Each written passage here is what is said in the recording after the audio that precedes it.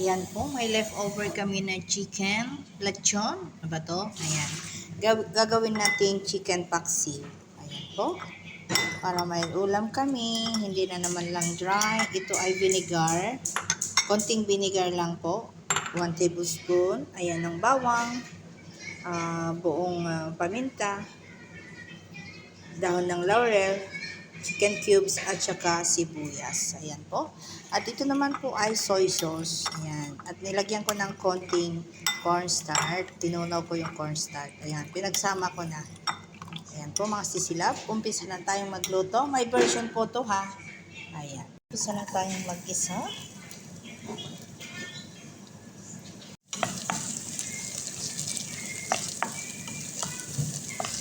Gawin nating mas masarap ang ating lechon. Gawin nating chicken paksiw. My own version po ha. Ayan mga sisilap. Wala po tayong Mang Tomas kaya gagawin natin ng paraan. Ayan.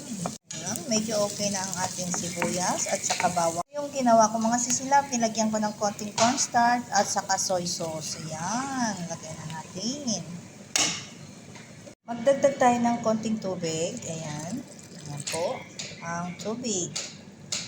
At tayo maglalagay na ng seasoning, garlic powder, ayan, or durog na bawang, durog na paminta, ayan. Hindi po tayo maglalagay ng asin dahil ito ay soy sauce na. Ang lalagay lang natin ay isang Maggi cubes, chicken cubes, ayan. Maalat na po yan, kaya huwag na tayong magdagdag ng asin. Ilagay na natin para matunaw. Yan po ang nilagay kong mga seasoning. Ayan. At lalagyan din natin ng pamintang buo at saka dahon ng laurel.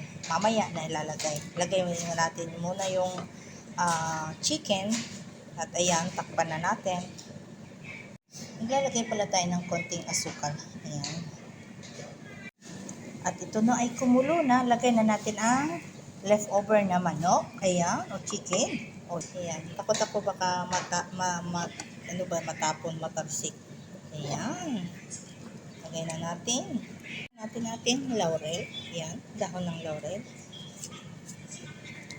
At saka, buong paminta. Ayan. Dahil lang sa paghalo kasi madurog na ang ating chicken. So, ganyan. At lagyan natin ng konting vinegar. Lagay natin. Suka pa ito or vinegar. Ayan. Huwag nating haluin, hayaan lang natin. Mamaya nating haluin. Ayan. Ayan mga sisilap, pwede na nating haluin konti. Dahan-dahan lang para hindi mapisa-pisa yung chicken natin. O, di ba? Nawala na yung amoy ng ng vinegar. Ayan. Ayan lang po ang ating paghalo para hindi mahimay-himay na yung chicken. Di ba? Madali lang po. Oh, ready nang kainin kasi luto na yung chicken. O, di ba? May iba naman ang ating putahe sa manok. Hindi na lang laging prito, sa lona. At saka ano yan? O, di ba? Inihaw. Ganito rin. Ayan.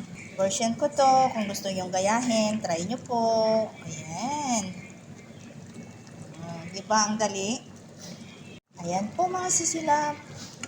Luto na po ang ating chicken paksiw. My own version po ito. Ayan.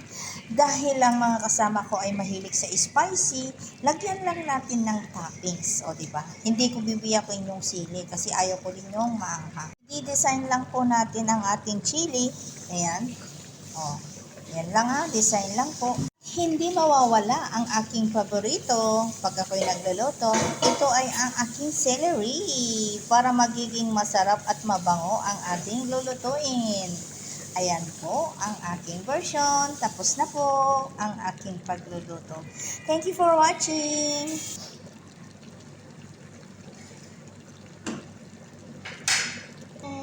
Ayan. O, diba? Ito po ay version ni Elma. Ayan. O, diba? Ayan. Thank you for watching. Till next my video. Bye-bye. God bless everyone.